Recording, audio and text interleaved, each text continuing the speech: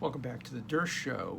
Today I want to talk about affirmative action, particularly race-specific affirmative action. The United States Supreme Court has before it a very interesting case growing out of my own university, the one I taught at for 50 years. The claim by Asian American applicants and others litigating on their behalf is that Harvard's admission process, by discriminating in favor of African American and certain other ethnic groups, implicitly discriminates against Asian Americans. In other words, by putting a floor below which African American admissions can't go, they in effect impose a ceiling on the number of Asian Americans who will be admitted. Now, African Americans say historically they've been discriminated against through slavery. Obviously, that's true.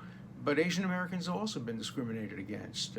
Japanese Americans, 110,000 of them approximately, were rounded up and put in detention centers during the Second World War as the result of an edict by the American military, supported not only by liberal President Franklin Delano Roosevelt, but by a liberal Supreme Court in a decision written by one of its most liberal members, Hugo Black. So you can't really solve problems of past discrimination against one group by discriminating against another group. The betting odds by experts is that this Supreme Court, unlike past Supreme Courts, will almost certainly strike down the Harvard plan and require that race not be considered explicitly as a factor in admission, and that no floors, ceilings, quotas really are constitutionally permissible. Now, schools will find ways of circumventing that holding. My former colleague, Professor Lawrence Tribe, has already said that Harvard and other elite institutions will figure out a way of getting around the holding of the Supreme Court. Not something I think a constitutional law scholar should ever advocate, circumventing a Supreme Court decision, but universities will do so. They'll try to find ways of maintaining essentially a quota system based on race without using race explicitly. In my view, that would not be the right thing to do. And in fact, I think this decision, which is likely to come relatively soon, gives universities an opportunity really to change the dynamics completely on university admissions by opting for a completely meritocratic system, a system that is based entirely on the merits. I advocated a system a long time ago, nobody took it seriously, in which the application to Harvard should include no name, because names give away ethnicity.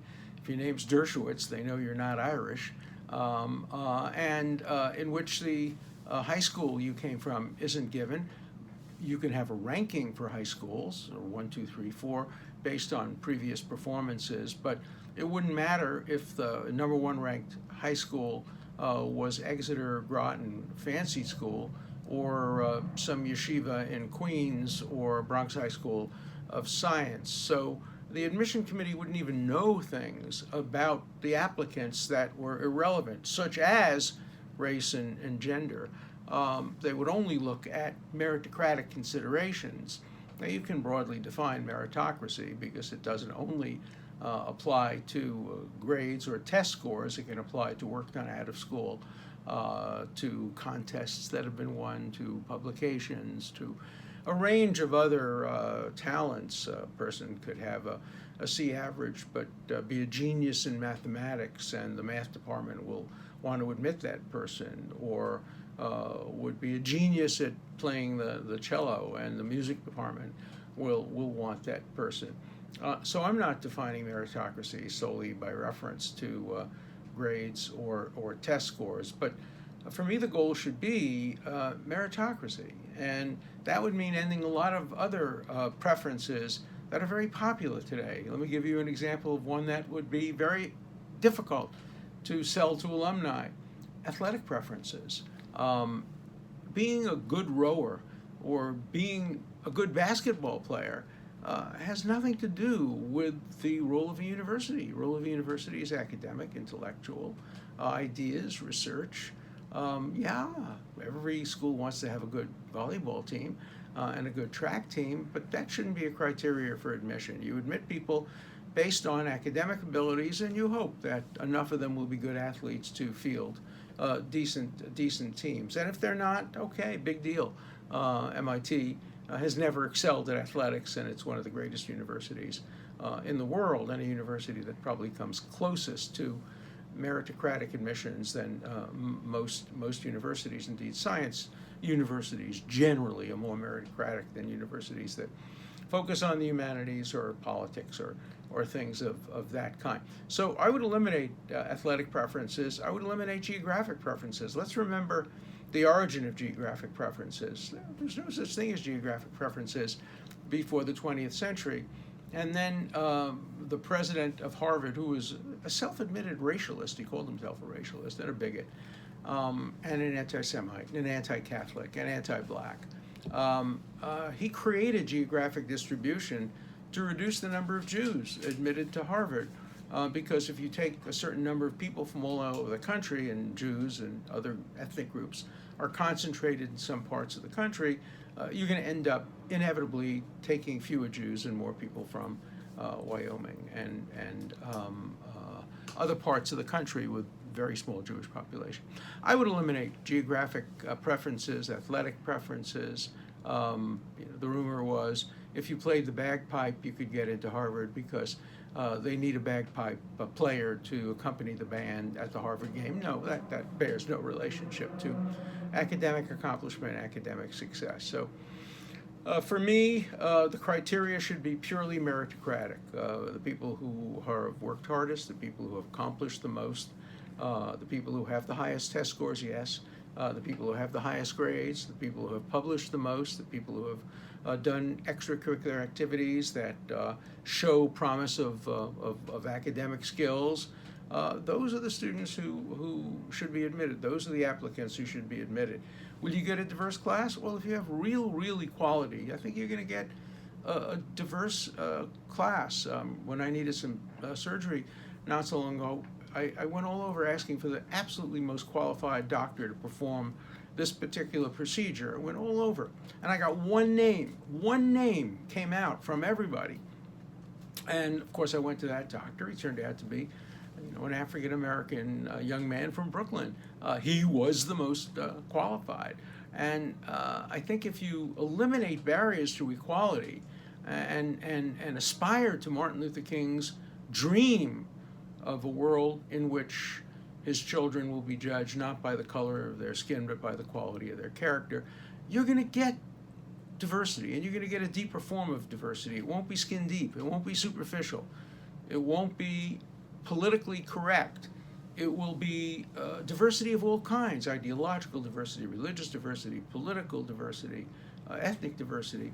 Of course, you're going to get gender diversity and sexual preference diversity. All of those things will flow naturally from real equality. Now, abolishing race-specific affirmative action doesn't mean that you don't recognize the role that race has played in creating inequalities. Yeah, the university can go out and pay special efforts to try to recruit students from groups that have been underrepresented because they haven't known about the availability of scholarships, etc., at major universities. So the schools can reach out. But the ultimate question comes down to a very simple one: should the African American child who went to Groton or Exeter and fancy elementary school, and whose parents are hedge fund operators and billionaires or multi-millionaires, should that African American applicant get preference over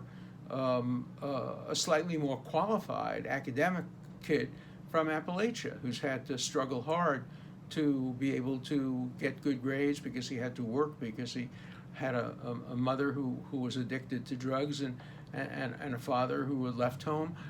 If you're going to have affirmative action, base it on the individual, how much a person has accomplished, how far they've come from where they were, but don't do it based on something as superficial as skin color. Yes, if you're going to admit blacks on an affirmative action basis, prefer the young black woman or man who grew up in a very poor neighborhood in Harlem and inner city, and survived gang violence and survived mediocre schools and really accomplished something over the hedge fund kid. But today, because all that school cares about is the number of African Americans, many schools, not every school, but they count the numbers, 13%, 14%, never go below 10, and generally don't go much above 15%. If that's not a quota, I don't know what is. And there's no justification for race being the dominant factor. Even the Supreme Court has said that. They've said basically race can be a tipping point, but that's not the way the schools do it. The schools have basically separate admissions criteria based on race, based on ethnicity. When I went to Brooklyn College, they also had it based on gender, and it worked the opposite way. For a boy to get into Brooklyn College, you needed only an 82 average, and I didn't even make that. I had about a 70, I don't know, something average. And you had to take a test if you didn't have the 82 average. I had to take a test, and I made it by the skin of my teeth. That's not my point. My point is that for a girl, a female, to be admitted to Brooklyn College, you needed an 88 average, 6 points higher, to avoid taking a test. That was rampant gender discrimination. It was done in order to balance the entering class because there were more qualified women applying to Brooklyn College than qualified men. And so if you had the same average, say an 84 average required for both men and women, the class would be 65% women and only 35% men. And my answer to that is, so what? Gender is not have to be equal and balanced any more than any other factor has to be balanced. And so I would like to see this Supreme Court decision, which is coming and which will probably strike down at least some aspects of race-specific affirmative action, be used as an opportunity to do something that's never been done before. Because I'm not talking about going back to the good old days. The good old days were not good, they were just old. When I started teaching at Harvard and when I was a student in college, schools had quotas. Yale had, I think, an 8% Jewish quota. There was enormous preference for alumni children, which meant that people who didn't have parents who had gone to generations of Harvard or Yale were discriminated against. That meant Jewish kids, Italian kids, Irish kids, Greek kids, black kids, Latino kids. They couldn't compete against the Brahmins and the WASPs who had generations of parents going to Harvard and Yale and Princeton. So I would abolish also all alumni preferences. And if you're going to abolish racial preferences, which benefit, obviously, African Americans, then you also have to abolish these other preferences, geographic preference and alumni preference, which discriminate against African American kids. If you want equality, it has to be real, genuine equality. It has to be meritocratic. Look, I know today, using the word meritocracy can be a dirty word, a microaggression. If you say you want people to get their job based on merit or to be admitted to college based on merit, you're a racist. Well, I think students should be admitted based on merit, broadly defined. But in the end, it should be merit. You want to give people an incentive to work hard, an incentive to study hard. You don't want them to work hard and study hard and then learn that somebody who didn't work as hard or didn't study as hard, hypothetically, was admitted before you because of a factor over which they had no control, race, gender, ethnicity, you name it. Geography, parents, whether they fell into the right gene pool. Those are all factors that shouldn't be taken into consideration by a university. When I went to college, again, Brooklyn College, City College, Queen College, the New York City colleges, they were great schools, and they didn't have any preferences based on race. It was purely the application for admission to Brooklyn College was a 2x4 card. I remember my mother typed it up because I couldn't type it. All it had was your name, your address, your social security number, what high school you went to, what your grade average was, and what your score was on the SAT or whatever the test was called at that time. And then you could attach your transcript from high school. There were no essays, there was no extracurricular activities, and back in those days, City College and Brooklyn College were pretty good. And we had a significant number of people from every racial and ethnic background as students at the New York City colleges, because there was no discrimination.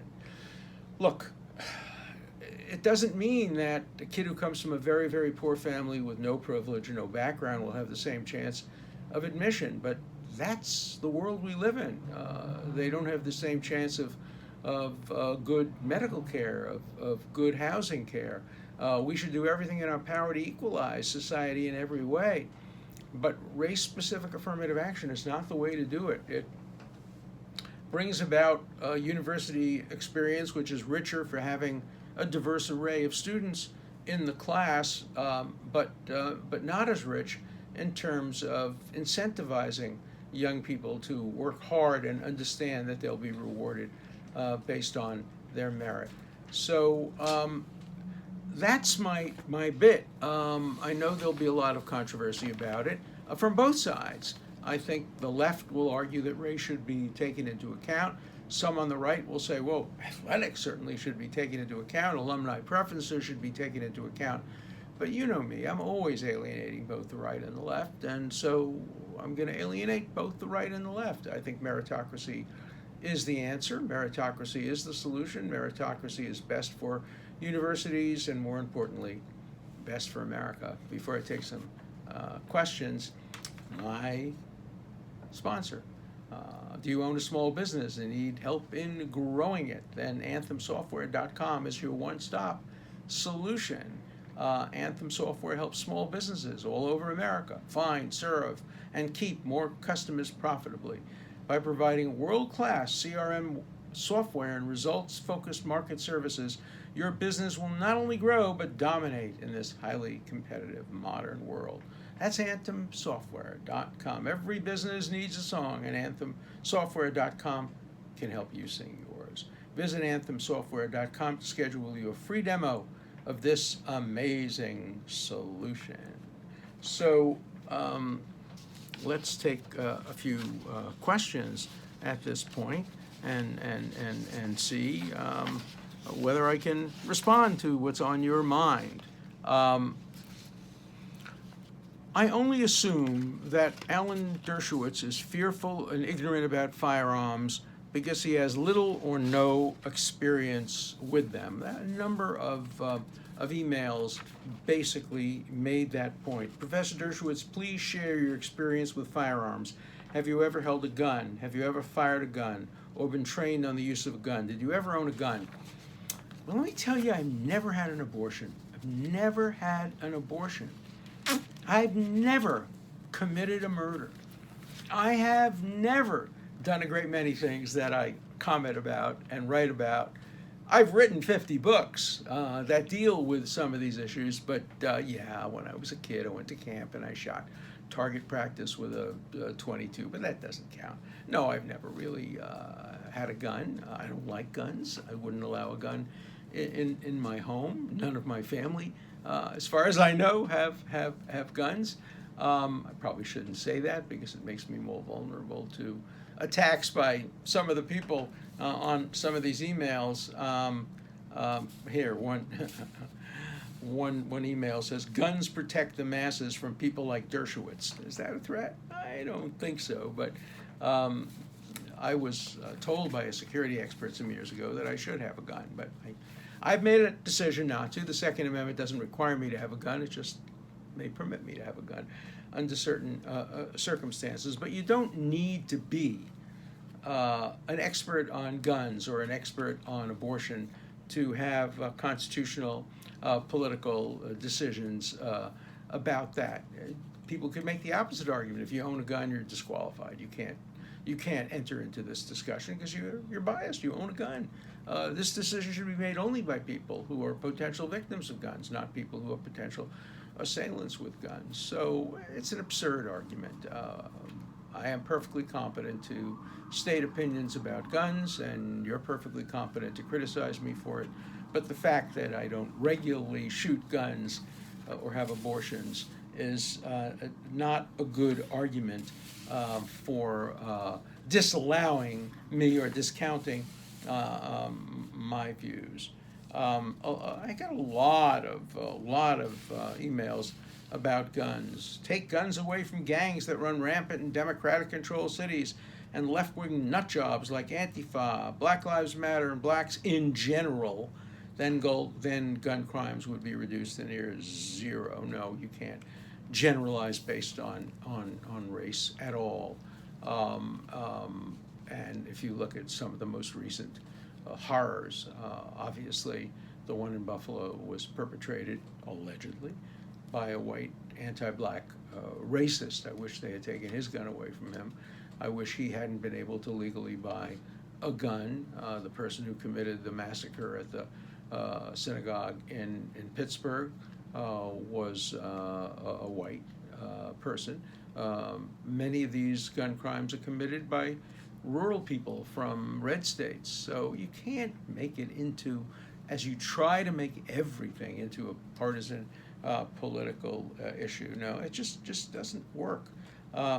Gun crimes can be reduced to near zero using this simple technique: confiscate all guns from Democrats. That'll really do it. I suspect that the violence that we've seen recently tends to be less by Democrats than by crazy right-wing radicals. I'm not saying they're Republicans. Yes, that's right, boys and girls.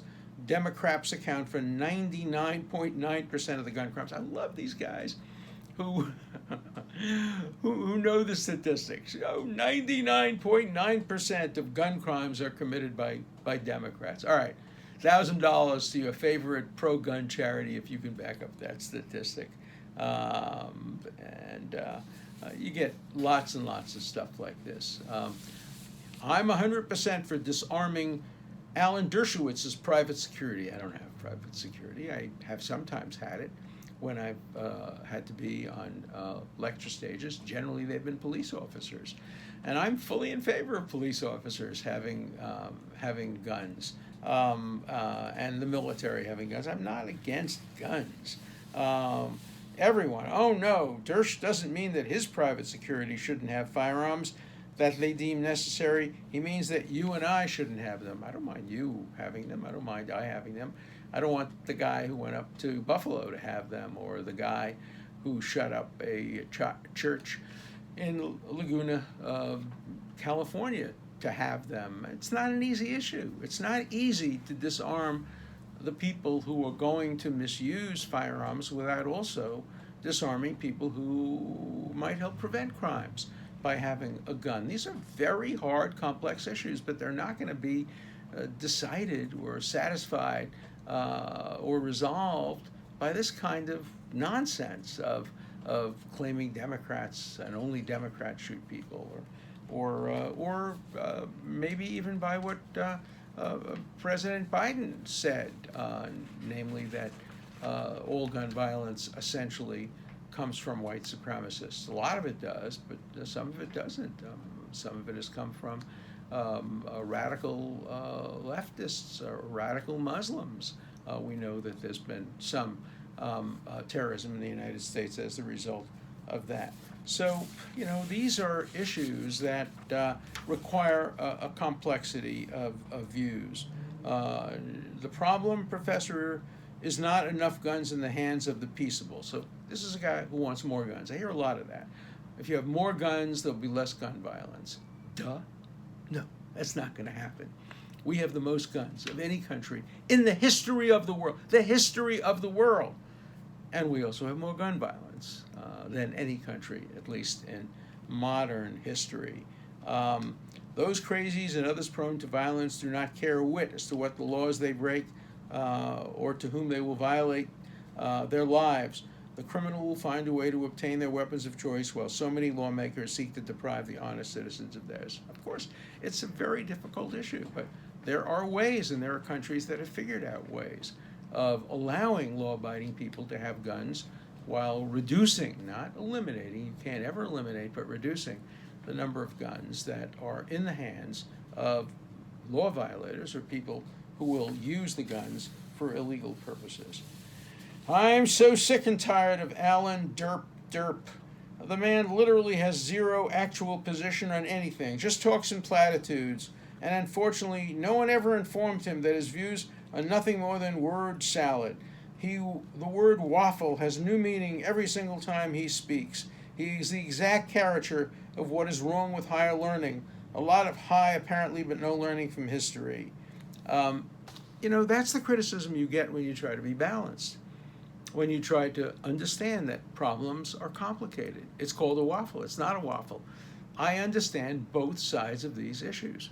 I understand that abortion, on the one hand, involves the right of a woman to control her body. On the other hand, it may involve the right, if you believe that a fetus has rights and a fetus is live. There's nothing wrong with having on the one hand, on the other hand. That's not called waffling. That's called intelligence. That's called thoughtfulness. That's called balance. That's called nuance. The same thing is true with gun control. I understand the argument for gun ownership, and I understand the argument for gun control. So I waffle. I'm not going to just come out on one side or the other. I'm not going to be like so many of you, the perfect Scotsman. If you're a Republican, you got to go down the line and buy into every Republican point of view, everything that's said by the right. If you're a left-wing Democrat, you got to buy everything that's said by AOC and by Sanders and by Warren. No, that's not me. Sorry, you can't have me. Neither side can have me. Call it a waffle. I say it's not a waffle. It's trying to understand complex issues and trying to figure out ways of creating a proper balance. Look, the essence of our Constitution, mostly the Constitution, put aside the Bill of Rights for a second, didn't decide hard issues. It didn't make judgments. It has only a few substantive rights in the Constitution: no bill of attainder, no ex post facto law, no religious test for any office under the United States. But for the most part, the Constitution told us how to decide these issues, how to resolve these issues. First, it goes to the House of Representatives if it's a financial bill. Then it goes to the Senate. Then it goes to the President to either sign or veto. Then it goes to the courts and ultimately maybe to the Supreme Court. If you're dissatisfied with that, you go to a constitutional amendment. So the essence of democracy is not decisions that are made one way or the other. It's creating a process by which complex decisions can be resolved. You call them waffles, and I call them difficult, complex choices of evil. Often they are choices of evil. There are no good choices. I like to say that as a criminal defense lawyer, generally, when I represent a guilty defendant, which is a lot of what any criminal defense lawyer does, your choices are bad, worse, worser, or worsest.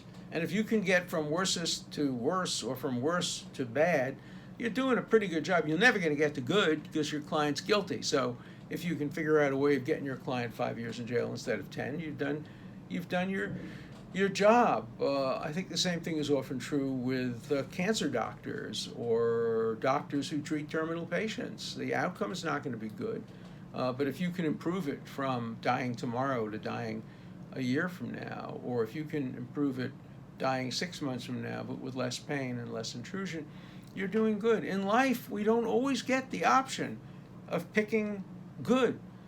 Sometimes we just have to minimize bad. So call me a waffler. Call me somebody who doesn't take positions. I take positions. My positions are that both positions have virtue, both sides have virtue, both sides have vices, and now let's figure out a way of democratically deciding which side wins. Should it go to the states? Should it go to referendum? Should it go to legislation? Should it go to the federal government? Should it go to the courts? Those are the issues that have to be decided by democracy. Those are the issues that Hamilton and Madison and John Jay wrote about in the Federalist Papers, and those are the issues on which the American Republic was formed. So don't try to simplify these issues. Don't turn complex moral, legal, constitutional issues into cliches. If you want to have cliches, watch another podcast. But if you want complexity, nuance, difficulty, choice of evils, way of resolving questions, come back and join me on the Dershow.